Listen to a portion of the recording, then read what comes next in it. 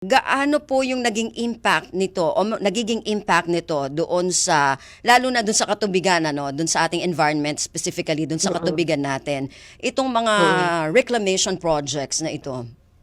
mm. Well, yung negative impacts talaga yung nangyayari. Ito negatibo dahil pag tinitingnan natin from the environmental standpoint at sa social aspect, no? Mhm. Kasi tulad nung nangyari sa Manila Bay, marami yung mga sa social aspect na marami kasing mga mangingisda na Mhm. maliliit na nagdedependa dyan direkta sa Okay. mga pagkain nila galing sa dagat. So, ngayon, dahil sa marami ng reclamation projects, maraming seabed quarrying at dredging na nangyayari sa Manila Bay, kailangan nilang lumayo.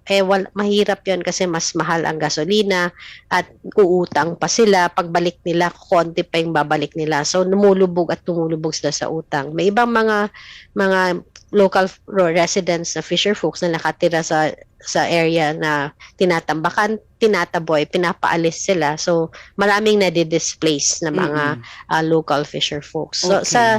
sa environment naman, alam naman natin na ito pag tinatambakan, for instance, yung mga lagusan ng mga rivers, yung mga river systems ay parang you're putting a plug to it, kaya nagbabaha yung areas kasi yun yung Mm. isa sa mga effects ng reclamation sa coastal areas na Mhm. kaya bumabaha na yung ibang areas na Uh-huh. katabi niya. Okay. Tulad ng nangyayari sa Bulacan, sa Ayun. Parañaque at ibang Mm. areas pa Mm. dyan. Ayun. So Cavite.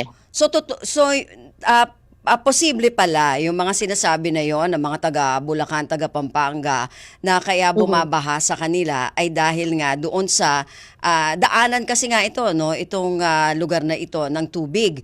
So nagkakaroon Mm. nabablock, tama ba yon, attorney? Yes, nabablock siya. So, tiningnan namin, may mapa yung mga scientific questionnaire sa amin. May mga river systems talaga na nabablock. Kaya nga, ayaw ng mga ibang mga key officials natin din na may mga nagsalita na at mga tao ng reclamation dahil nga binabaha na yung mga areas nila na dati wala yun, di ba? Like, Mm. even sa Senado na dating walang baha, ngayon nagbabaha na pag malakas yung ulan. Kaya Mm. medyo apektado na rin ang lahat. So aside from the fact na namamatay nga yung mga resources na tulad na sinabi ko kanina, meron rin siyang talagang epekto sa mga tao na direkta na.